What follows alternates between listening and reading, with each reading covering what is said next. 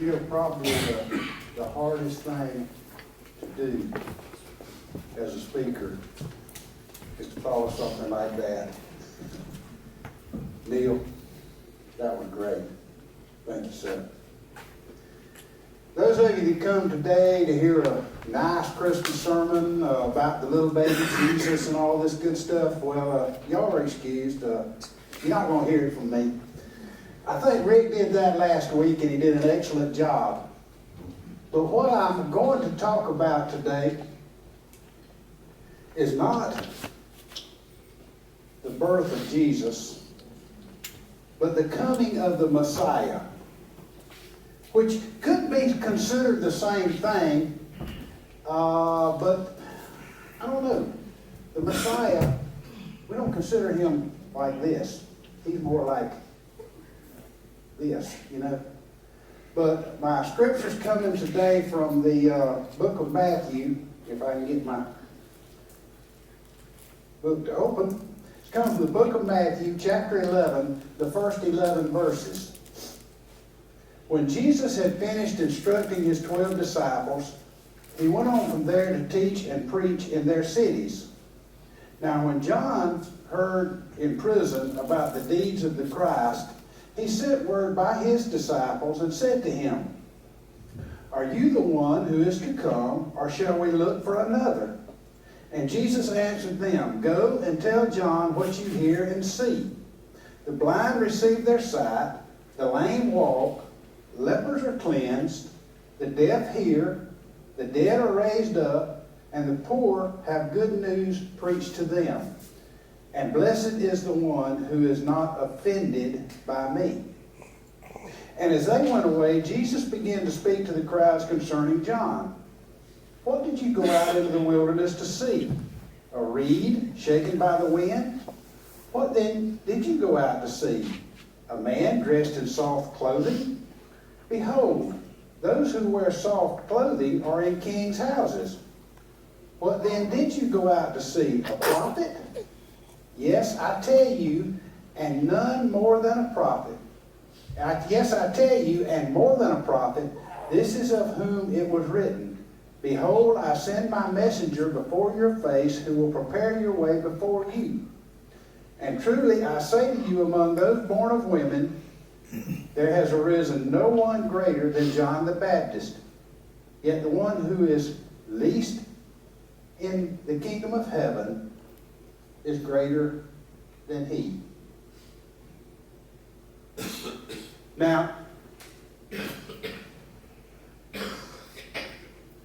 I looked at about a dozen different ways to go about this, what I want to talk about today, and to be honest with you, I'm still not sure which one I'm going to use, and I may mix a bunch of them up together. So if I lose you, try to catch me as I go along, because there's a lot of stuff going on here. Number one, Jesus, we're pretty well into his ministry. And he has just sent the 12 disciples out, or the 12 apostles, I'm going to call them, because there is a difference between... How many of you know the difference between a disciple and an apostle? Well, there were 12 apostles. You're disciples. You're followers of Jesus, right? Therefore, you are a disciple. The 12 apostles were sent out by Jesus to spread his word, to basically do what he had been doing up to this point. They were given the same power he had.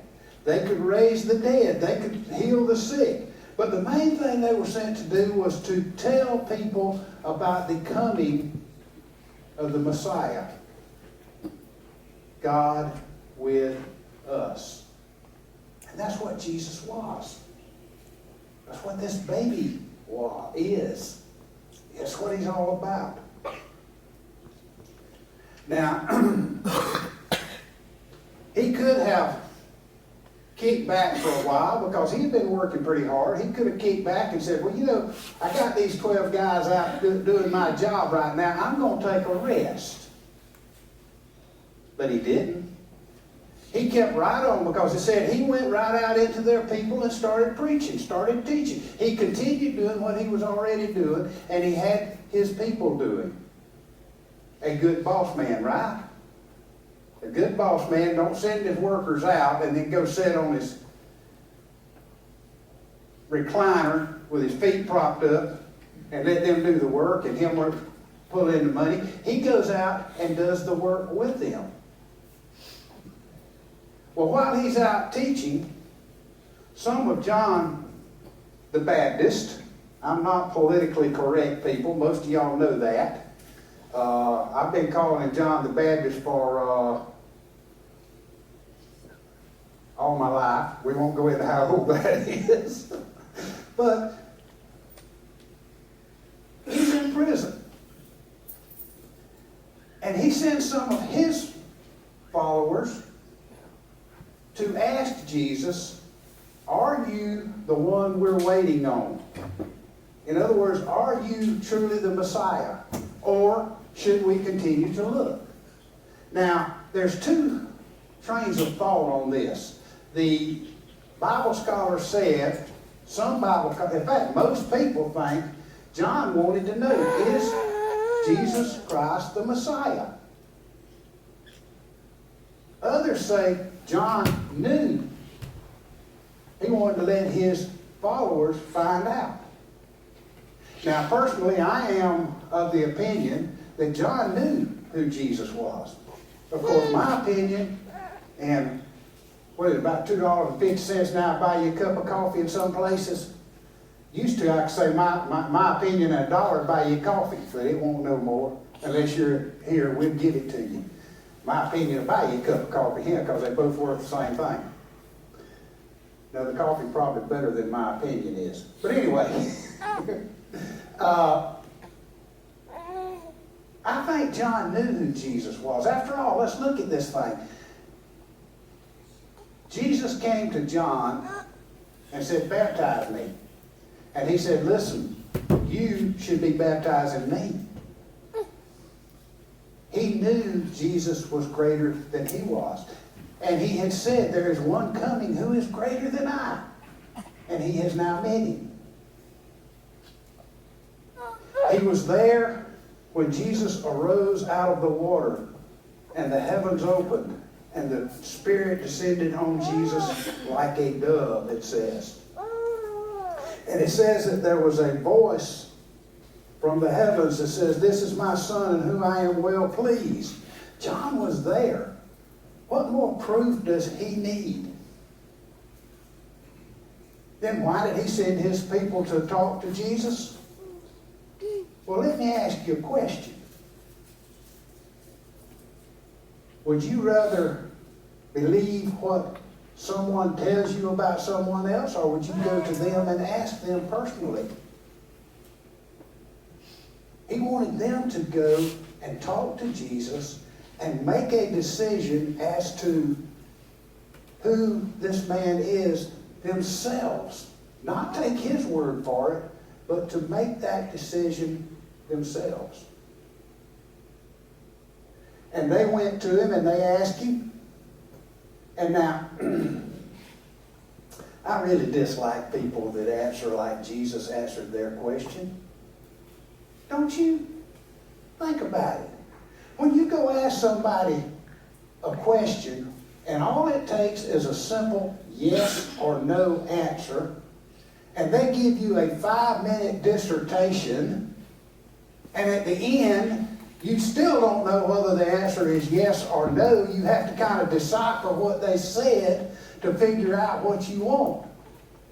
Don't you just love people that way? But Jesus answered them, not yes or no. He said, go back and tell John what you have seen and heard. And he told them, the dead are raised, the sick are healed, lepers are cleansed, and the good news is spoken to everyone. Make your own decision.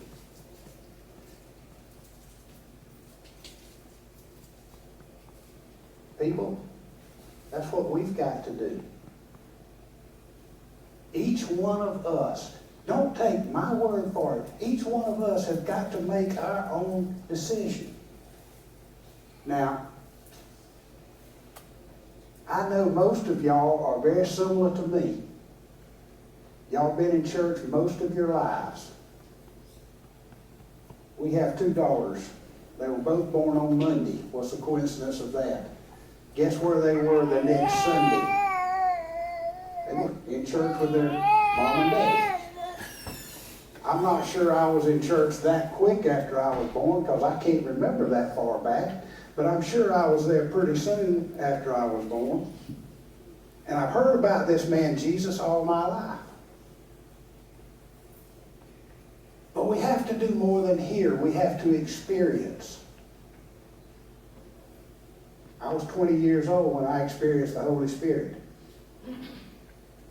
There was no question in my mind what was going on that day or that night. There's no question in my mind today what went on that night. But even after experiencing the Holy Spirit descending on me personally, I still had a problem with the Messiah. God with us. Turn it over to God. I was in my late 20s. We just moved, we were here in Mitchell County, hadn't been here long, and we were having some I was having some problems. I had a wife and 2 young babies at home. And I was having some serious problems, both with my job and outside of my job with my personal life. I was really going through it hard. I didn't know what I done quit sleeping. Any of you had that? You can't sleep for worry. You can't eat for worry. It's driving you nuts. One morning about 2 a.m., I got out of bed. I hadn't been asleep at all. Got out of bed and I went for a walk. Walked about, I don't know, probably a mile or so. I ended up in the middle of a field. Just bare dirt. I knelt down in that field. And I said, God, I can't handle this. I've done all I can do, but it's greater than me.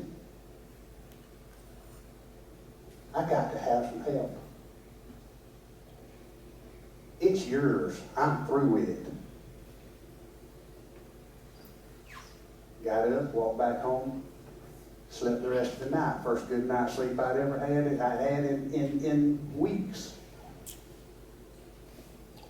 Now, I'm not going to tell you that the next day everything was perfect. But I will tell you this. Within 30 days, everything was pretty doggone good. That's what Jesus was telling these people here. They said, are you the Messiah? Are you the one that we want? Are you the one that we need to talk to? Are you the one we need to follow? And he said, look at what I've done.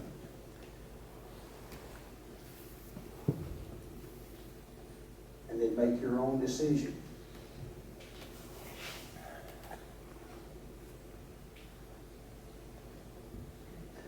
Each of us must make that decision.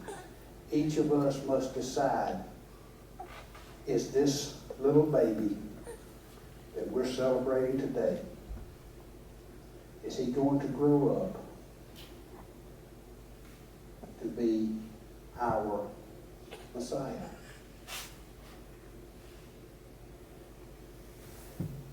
But on top of that, there's another thing we've got to do.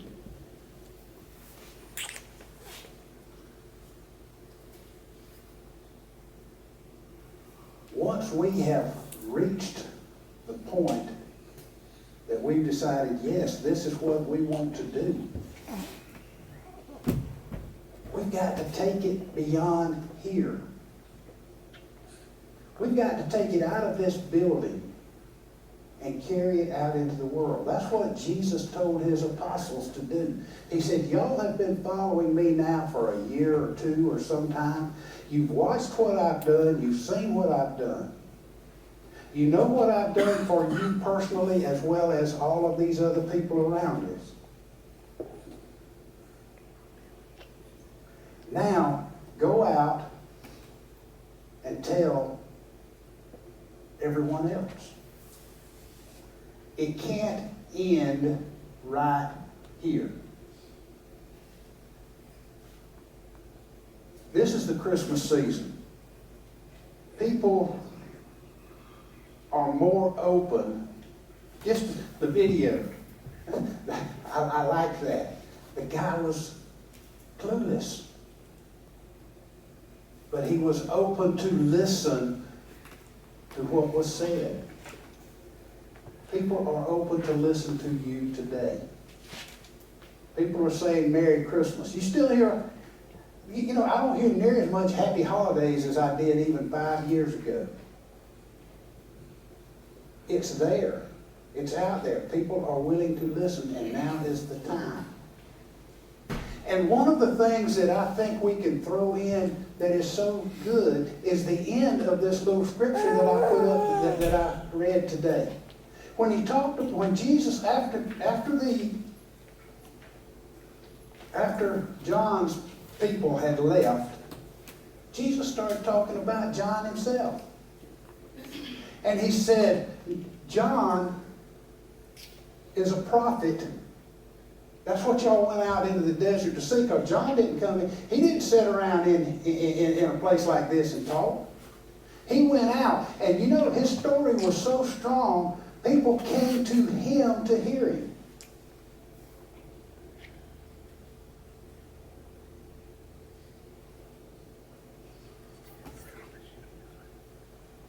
But Jesus said John is the greatest of all people on this earth.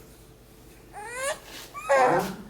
Not because he was prophesying the coming of Jesus. I mean, they've been prophesying the coming of Jesus for centuries. They've been prophesying. The prophet said, the Messiah is coming, the Messiah is coming. John's story was different. John's story is the story we should be carrying out. Not the Messiah is coming, but what? He's here now. And Jesus told them, John is the greatest of all people on this earth. However, and this is what we can throw, I'm going to throw out here right now to you, don't you think about it. He said,